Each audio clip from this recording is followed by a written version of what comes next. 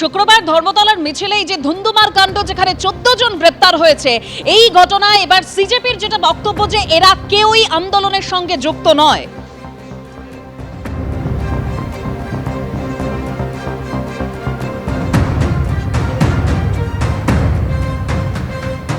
শুক্রবার ধর্মতলার মিছিলে যে অশান্তির ঘটনা, সেই ঘটনায় 14 জনকে ইতিমধ্যেই গ্রেপ্তার করা হয়েছে।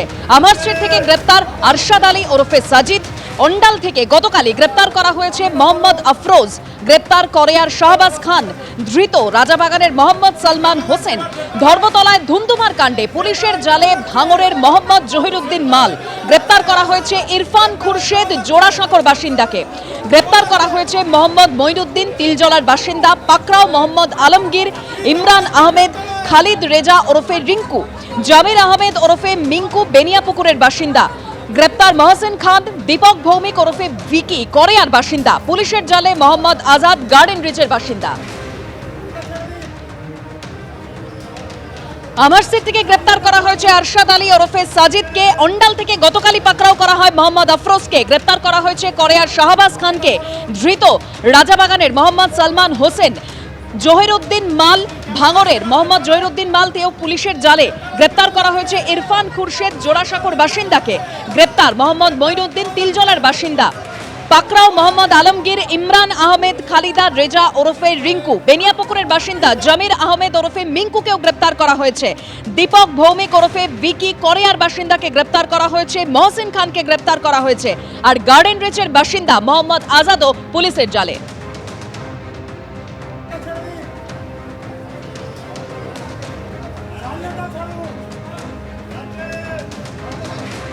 আর শুভেন্দু অধিকারী তিনি বলেছিলেন এই শক্তি একেবারে মদতপুষ্ট শক্তি, যেখানে গ্রেপ্তার করা হয়েছে 14 জনকে, 7টি মামলা হয়েছে। ধৃতদের সঙ্গে ককরোচ পার্টি, নিট আন্দোলনের কোনো সম্পর্ক নেই। কি বলেছেন শুভেন্দু অধিকারী, শোনাবো। এই শক্তিটা কমপ্লিটলি বিদেশি শক্তিদের দ্বারা মদতপুষ্ট হতে পারে, তদন্তকারীরা বলতে পারবেন। কিন্তু যেভাবে সংবাদ মাধ্যমের কর্মীদেরকে মেরেছে, রক্তপাত করেছে এবং প্রাণঘাতীর চেষ্টা করেছে, তার বিরুদ্ধে ব্যবস্থা 7টা মামলা হয়েছে। সব মামলা কিন্তু রিপোর্টাররা করেছেন। গ্রেপ্তার হয়েছে 14 জন। যাদের ভিডিওতে দেখা গেছে তারা গ্রেপ্তার হয়েছে। এদের সঙ্গে ককরোচ পার্টি, নিট আন্দোলনের কোনো সম্পর্ক নেই। এরা কেউ ছাত্র নয়। এরা কমপ্লিটলি জামাতি, মৌলবাদী এবং ভারতবর্ষকে দুর্বল করতে চায়, অশান্তি করতে চায়। আর গত 10 সপ্তাহব্যাপী যে বিজেপি রাষ্ট্রবাদী সরকার চলছে, তারা যে সিদ্ধান্তগুলো আইন কার্যকর করার ক্ষেত্রে নিয়েছে, সেই যন্ত্রণা থেকে এই অসভ্যতামিটা এরা করছে। এই খারিজি মাদ্রাসা তার রেজিস্ট্রেশন নিয়ে তদন্ত হচ্ছে, এদের রাগ আছে। অবৈধ ওবিসি সার্টিফিকেট পেয়েছিল, হাইকোর্ট বাতিল করেছিল, আমরা কার্যকর করেছি, রাগ আছে। 1950 সালের পশু হত্যা আইন কার্যকর হয়েছে, রাগ আছে। আপনার আমাদের সাউন্ড পলিউশন নিয়ে আমরা কিছু বিধি নিয়েছি, এদের রাগ আছে। এই লোকেরা এইসব করতে এখানে এসেছে। প্রধানমন্ত্রীর ছবিতে লাথি মারা, মুখ্যমন্ত্রীর ছবিতে লাথি মারা, প্রধানমন্ত্রীকে ব্যক্তিগতভাবে যে ছবি মানে চোখে দেখা যায় না, এটা আন্দোলন নাকি? আমরা আলাদা মিছিল করেছি, যে কারণে আমরা ওই মিছিলে যাইনি আজ প্রমাণিত সেই সিদ্ধান্ত সঠিক ছিল। আক্রমণ করে কুণাল ঘোষ তিনি আরো বলছেন যে ভালো তৃণমূলের অনুগামীরা এইসব করেছেন। শুনুন। ধরনের কোনো ঘটনার তীব্র নিন্দা করছি, এটা হতে পারে না কখনো। যে কজেই মিছিল ডেকে থাক, যারাই ডেকে থাক, হয়তো আমরা সেখানে নেই, আমরা হয়তো আলাদা মিছিল করছি, কোনো না কোনো কারণে তো আমরা আলাদা মিছিল করেছি। এবার দেখা যাচ্ছে সেই কারণগুলো ঠিকঠাক কারণ। আমরা যে কারণে যে মিছিলটায় আমরা যাইনি, আমরা আলাদা করেছি, আজকে প্রমাণিত হচ্ছে যে আমাদের নেত্রীর সিদ্ধান্তটা সঠিক ছিল।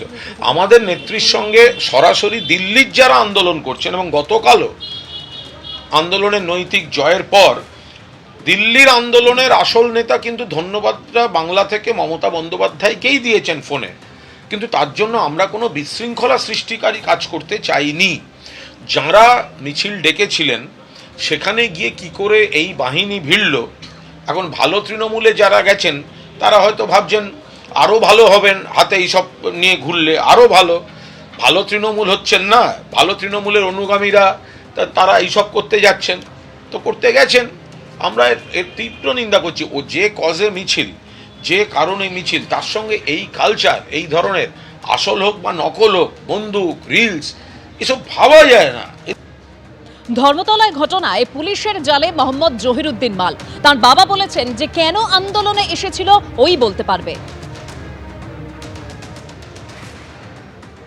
ওর দোকান আছে, কাপড়ের দোকান আছে ভাঙড়ে।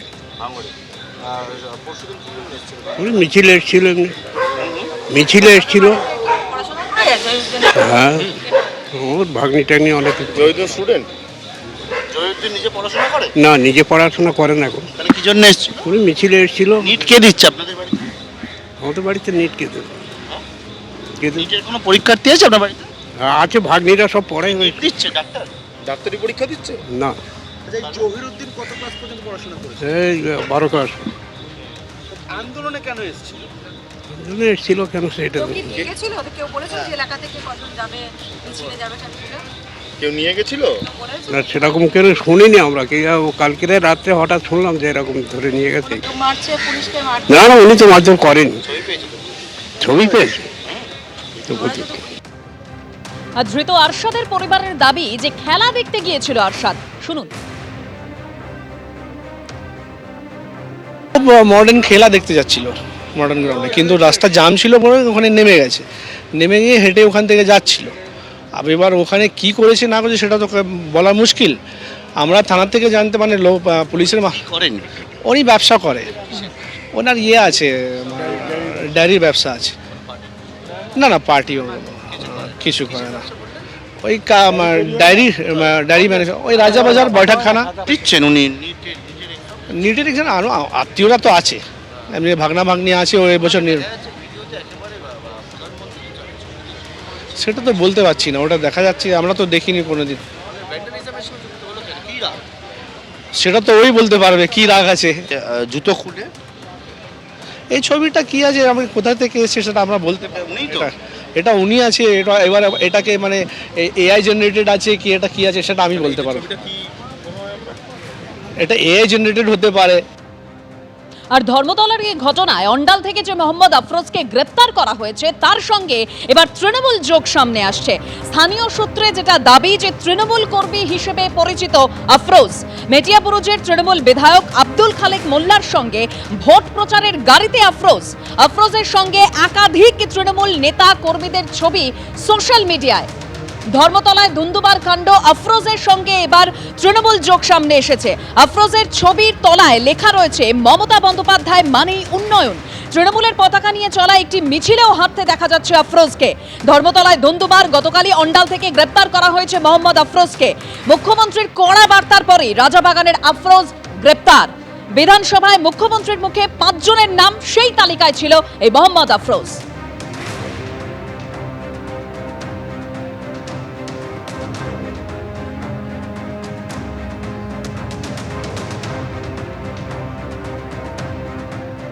তৃণমূল কংগ্রেস জামাতিদের পার্টি, হুঁশিয়ারি দিয়েছেন মুখ্যমন্ত্রী শুভেন্দু অধিকারী। শুনুন। তৃণমূল কংগ্রেস তো জামাতিদের পার্টি, সবাই জানে।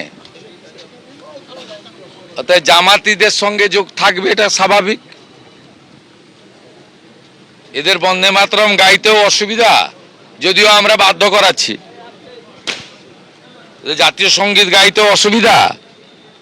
26শে জানুয়ারি হোক 15ই আগস্ট পালন করতে এদের অসুবিধা হয়। আইনের শাসনের মধ্য দিয়ে গুন্ডাদের দমন আমরা করব।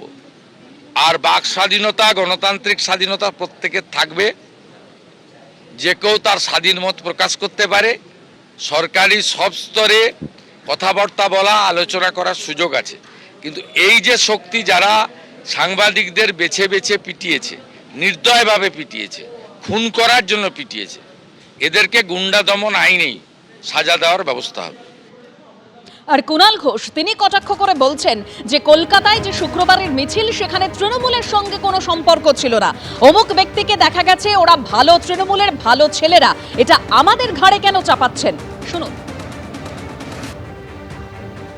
গত পরশুর অর্থাৎ শুক্রবারের যে মিছিল থেকে কোনো সমস্যা তৈরি হয়েছিল সেখানে কিন্তু তৃণমূল কংগ্রেস সেখানে ছিল না, এবং দিল্লির যে নেতৃত্ব আন্দোলন করছেন, অবস্থান করছেন, ধর্মেন্দ্র প্রধানজির ইস্তফা দাবি করছেন, তাদের সঙ্গে তৃণমূলের যোগাযোগ।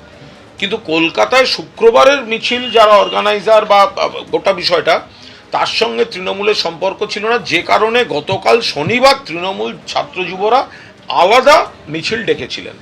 এখন যদি শুক্রবারের ঘটনা থেকে আপনারা যেটা বলছেন বা যেটা চলছে যে অমুকের সঙ্গে দেখা গেছে, অমুক ব্যক্তিকে দেখা গেছে, তো ওটা তো ভালো তৃণমূলের ভালো ছেলেরা, ওর সঙ্গে আমাদের মতো খারাপ তৃণমূলের তো সম্পর্ক নেই। আগে একটা স্লোগান উঠতো রাজনীতিতে, সোনার বাংলা, সোনার ছেলে, অমুক অমুক জিন্দাবাদ। তো সেই এখন ভালো তৃণমূলের ভালো ছেলে, ভালো নেতার সঙ্গে দেখা যাচ্ছে, আমাদের ঘাড়ে চাপাচ্ছেন কেন? তারা তো বালিশপন্থী, ওটা তো বালিশদের লোকজন।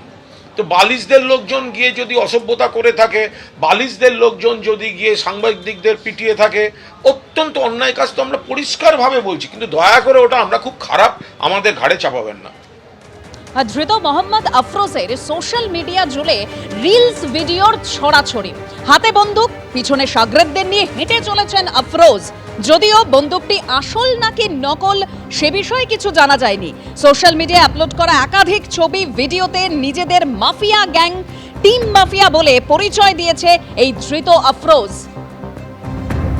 একেবারে তার সোশ্যাল মিডিয়া হ্যান্ডেল, সেখানে যে রিলস ভিডিওর ছড়াছড়ি, সেই ভিডিওগুলো আপনারা দেখতে পাচ্ছেন, যেখানে হাতে বন্দুক রয়েছে, পিছনে শাগরেদদের নিয়ে হেঁটে চলেছেন মোহাম্মদ আফরোজ।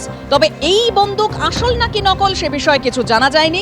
কিন্তু সোশ্যাল মিডিয়ায় যে আপলোড করা একাধিক ছবি, ভিডিও, যেখানে নিজেদের মাফিয়া গ্যাং, টিম মাফিয়া বলে পরিচয় দিয়েছে এই ধৃত আফরোজ।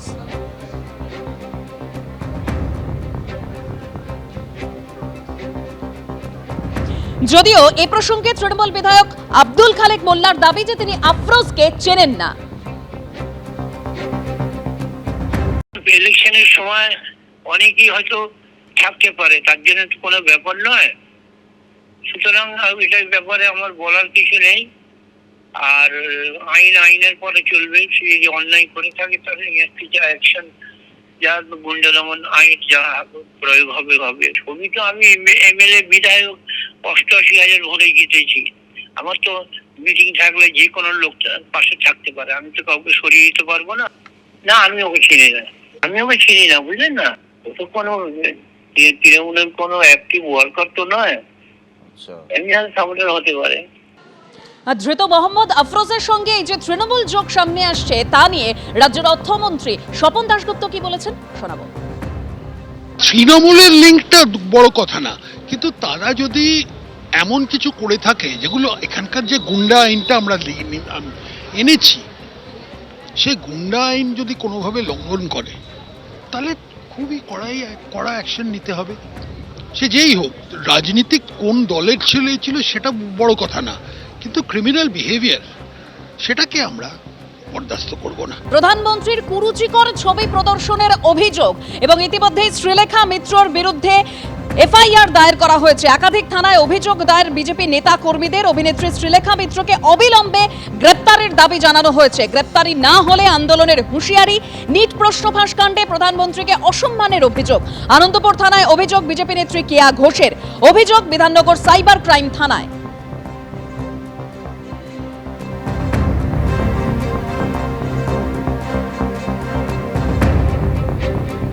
অভিযোগটা হচ্ছে শ্রীলেখা মিত্র যে কুরুচিকর ছবি, এবং ছবিটা আছে, আমরা অভিযোগের সঙ্গে জানিয়েওছি, কিন্তু দেখানো যাবে না, মানে সেই শিক্ষা আমরা পাইনি। সেই ছবি উনি ওপেন প্ল্যাটফর্মে প্রতিবাদের নামে এই বাদনামিগুলো উনি করেছেন, এবং তাকে গ্রেপ্তারের দাবি জানিয়ে আজকে আমাদের এফআইআর, এবং সোজাসুজি এফআইআর করেছি। আমি অনুরোধ করেছি যিনি কর্তব্যরত অফিসার ছিলেন যে ওনাকে অবিলম্বে গ্রেপ্তার করতে হবে। গ্রেপ্তার থেকে নিজে কোনো রকম দেখে নেওয়া, করে দেওয়া, এগুলো আমরা মানব না। এখানে একজন অভিনেত্রী শ্রীলেখা মিত্র, তিনি প্রধানমন্ত্রীর একটা অমর্যাদাকর, আপত্তিকর, কুরুচিপূর্ণ ছবি নিয়ে তিনি দাঁড়িয়ে সেই প্রতিবাদের মঞ্চে সামিল হয়েছে। তা কলাকুশলীরা অবশ্যই প্রতিবাদ করবেন, প্রতিবাদের এটা সাংবিধানিক অধিকার, কিন্তু সেই সংবিধানকে মান্যতা না দিয়ে যেখানে ভারতবর্ষের একজন যশস্বী প্রধানমন্ত্রী সাংবিধানিক একটা বড় দায়িত্বে আছেন, সেখানে তার ছবি নিয়ে একটা কুরুচিপূর্ণ, অমর্যাদাকর, আপত্তিকর, দৃষ্টিকটু একটা ছবি নিয়ে যদি একজন অভিনেত্রী দাঁড়িয়ে থাকেন, সেই ক্ষেত্রে আমাদের একটা অভিযোগ থাকেই, এবং এটা নিয়ে আমরা বিধাননগর সাইবার পিএসে একটা অভিযোগ করলাম। এরকম একটা ছবি, ওটা দেখে মজা লেগেছে। ওই কতগুলো ছেলে যাচ্ছিল, তারা প্রতিবাদে তারা পোস্টার দিয়ে করেছে, ছবি তুলতে এসেছিল, পোস্টারটা হাতে নিয়ে ছবি তুলেছে। আর দেখিও নি পোস্টারটাকে ঘুরিয়ে, সময় ছিল না, কারণ পুলিশের লাঠিচার্জ হচ্ছে। এবিপি আনন্দ, এগিয়ে থাকে, এগিয়ে রাখে।